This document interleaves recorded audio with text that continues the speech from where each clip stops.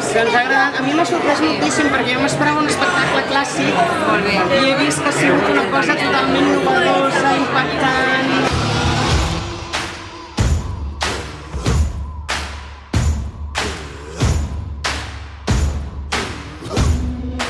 Un espectáculo muy variado, con cosas muy distintas. A mí me ha despertado un montón de emociones. Estem molt contents. Contemporani, superbé.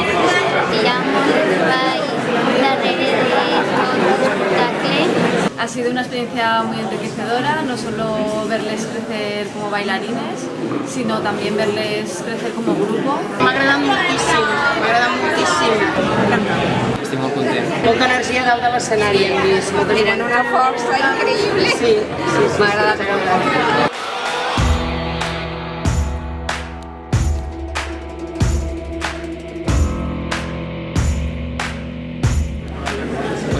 L'evolució ha sigut molt bona.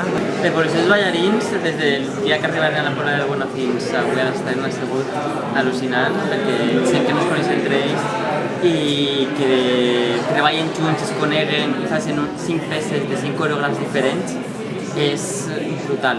Però aquesta última setmana ha sigut quan realment hem fet passos de gigante, no? S'ha notat el treball. I avui queda demostrat a l'escenari que ells han crescut i que són reals professionals.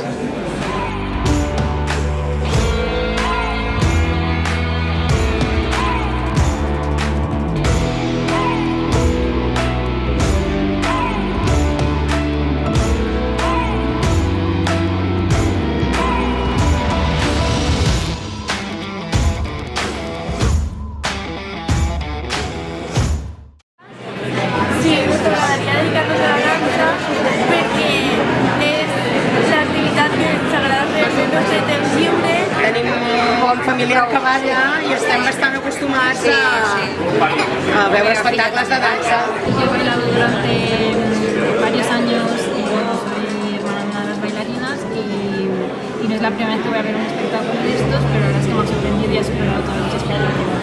Me ha sorprendido el nivel de los bailarines. Ens ha agradat molt, i ens ha sorprès moltíssim.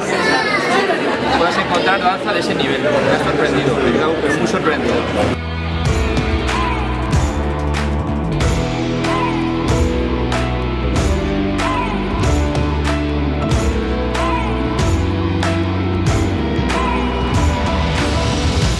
Sol·licitem a empreses que apoyin aquests projectes, en aquest cas el nostre, per ajudar els seus ballarins a professionalitzar-se.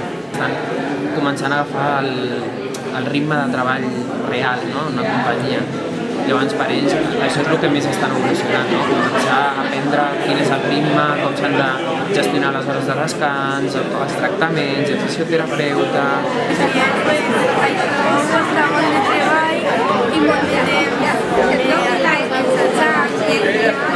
M'agradaria que es pogués ensenyar molt més enllà. Nosotros apostamos por la dignidad de la profesión del bailarín, entonces hacemos como asociación sin ánimo de lucro, hacemos un gran esfuerzo.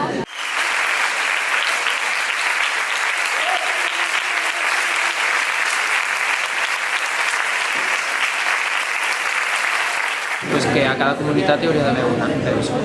No només a València, hauria d'haver en molts llocs, perquè hi ha un munt de ballarins que no tenen l'opció. Por darles a los bailarines una estancia en Valencia y un trabajo digno.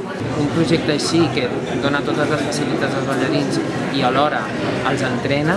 Y realmente necesitaríamos un poquito más de ayuda económica para seguir con este trabajo en un espacio de tiempo duradero.